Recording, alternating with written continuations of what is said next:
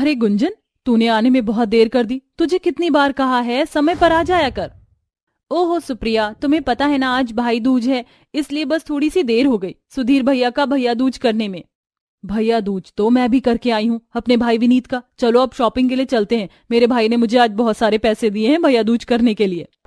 सुप्रिया गुंजन को अपने साथ शॉपिंग पर ले जाती है। दोनों सहेलियों में बहुत प्यार था। इसी के चलते सुप्रिया को एक वीरेन नाम के लड़के से प्यार हो जाता है, जिसके बारे में वह अपनी सहेली गुंजन को बताती है।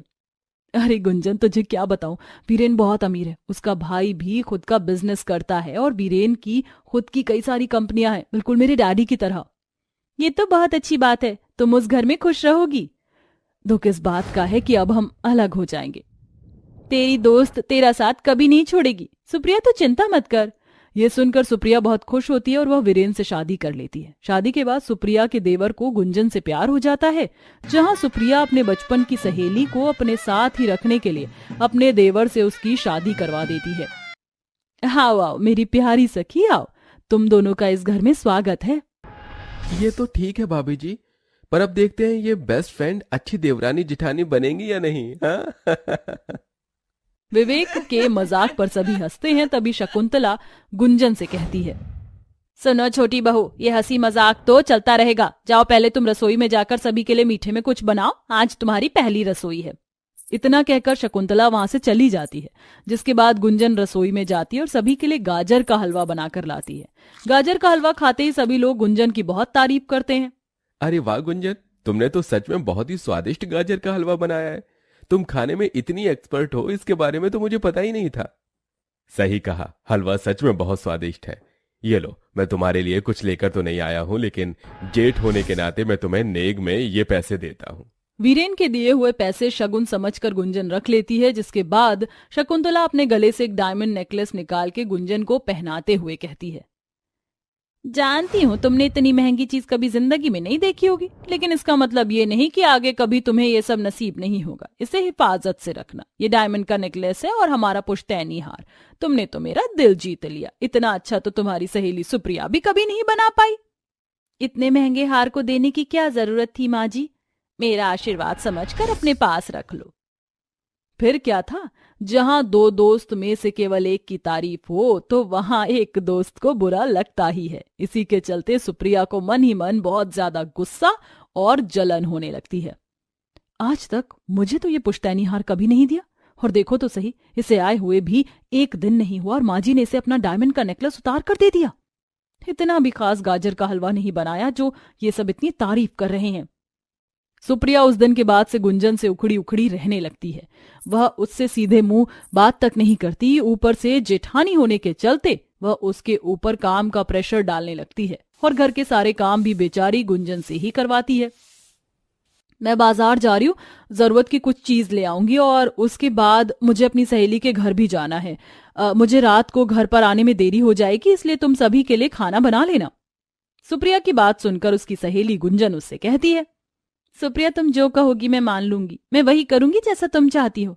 लेकिन मुझे इतना तो बताओ, जब से मैं इस घर में आई हूँ तुम्हारा बर्ताव इतना बदल कैसे गया? और फिर देवरानी जेठानी होने से पहले हम एक बहुत अच्छे दोस्त भी हैं। अपनी हैसियत मत भूलो, समझी? मैं बहुत अमीर घराने से इस घर में आई हूँ और तुम एक अमीर बेटा फंसाकर यहाँ आई हो। सुप्रिया ऐसा कहकर वहां से चली जाती है।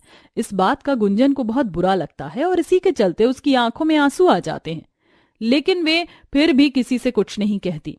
ऐसे ही देखते देखते एक साल बीत जाता है और अब भैया दूज आने वाला होता है, जिसकी तैयारी में सुप्रिया बहुत लगी होती है। नए कपड़े, नई ज्वेलरी लेकर आती है और अपनी सहेली गुंजन, जो कि उसकी देवरानी होती है, वह उससे कहती है, हे भगवान, तुम गरीबों का कुछ नहीं हो सकता। अमीर परिवार में आने के बाद भी तुमने अपने भैया दूज के त्योहार के लिए कुछ नहीं खरीदा। अरे जब तुम इस अमीर परिवार में आई हो तो फायदा उठाओ ना।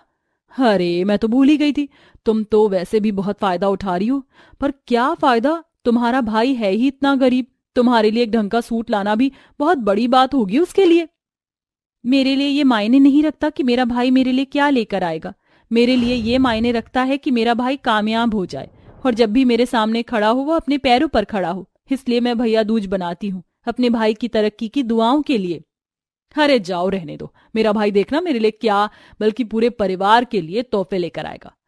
तब तुम्हारी और तुम्हारे भाई की कितनी बेइज्जती होगी, मैं तो सोच सोच कर ही हैरान हो रही हूं। सुप्रिया ऐसा कहकर वहां से चली जाती है। 2 दिन बाद जब भैया दूज का त्योहार आता है, सुप्रिया और गुंजन दोनों ही तैयार होकर अपने भाइयों का इंतजार करती हैं। घर में सबसे पहले गुंजन का भाई आता है, जो उसके लिए बहुत सारे तोहफे, गहने और नए नए डिजाइन वाले सूट लेकर आता है। ये सब देखकर उसकी बहन उससे कहती है, ये सब क्या है भैया, आपकी कोई लॉटरी खुल गई है क्या? बहन, समझ ले जैसे लॉटरी ही खुली हो। तुम्हें पता है, मैंने अपने बिजनेस में जितना भी इन्वेस्ट किया था उसका 10 गुना मुझे मिला है। यानी मेरी कंपनी बहुत प्रॉफिट में जा रही है और अब कुछ ही दिनों में मेरी सारी परेशानियां ठीक हो जाएंगी और मैं बहुत अमीर हो जाऊंगा। गुंजन खुशखबरी सुनते ही अपने भाई को गले से लगाती है। नारियल देकर, टीका लगाकर, आरती उतार के वह अपने भाई का भैया दूज करती है, जिसके बाद वह खुशी खुशी एक दूसरे को मिठाई खिलाते हैं। तभी वहां पर सुप्रिया का भाई विनीत आता है, जो कि बहुत अमीर होता है, लेकिन अपनी बहन के लिए कुछ नहीं ला पाता। दिखाओ भैया, दिखाओ मेरे लिए आप क्या लेकर आए हो। क्या तुम्हें नहीं पता? तुम्हारा भाई बहुत पहले ही डूब गया था। मेरे पास एक फूटी कौड़ी नहीं थी। मैं किराए के मकान में रह रहा हूँ। मेरा सब कुछ जा चुका है। मैं यहाँ आ गया हूँ भैया दूज के लिए। यह भी बहुत बड़ी बात है। अपने भाई के बारे में सुनकर सुप्रिया को बहुत बुरा लगता है। जितनी भी उसकी इच्छाएं थी वह सब उसी समय मर जाती हैं। वहीं ये सब सुनने के बाद सुधीर सुप्रिया के पास आता है और उसे कुछ तोहफे देते हुए कहता है, तुम भी तो मेरी बहन हो, चाहे वो तुम्हें तोहफे दे या फिर मैं तुम्हें दूं, बात तो एक ही है। आखिर हम भाई बहन जो हैं। ये सुनते ही सुप्रिया की आंखों में आंसू आ जाते हैं और उसके अंदर की नफरत हमेशा हमेशा के लिए खत्म हो जाती है। वे उसी क्षण सुधीर को गले लगाती है और अपनी सहेली गुंजन से माफी मांगती है। मैंने जो तुम्हारे साथ किया वह बहुत बुरा था। मुझे तुम्हारे साथ ऐसा नहीं करना चाहिए था। आज से तुम मेरी देवरानी नहीं, बल्कि वही मेरी पुरानी सहेली हो। आओ मेरे गले लगो और प्लीज मुझे मेरी गलतियों के लिए माफ कर दो। तुम्हें माफी मांगने की जरूरत नहीं है सुप्रिया, तुम मेरी बहुत अच्छी सहेली और जेठानी भी हो। सुप्रिया गुंजन दोनों एक दूसरे के गले लगती हैं। उस दिन के बाद से दोनों देवरानी जेठानी पहले की तरह एक साथ खुशी खुशी रहने लगती हैं।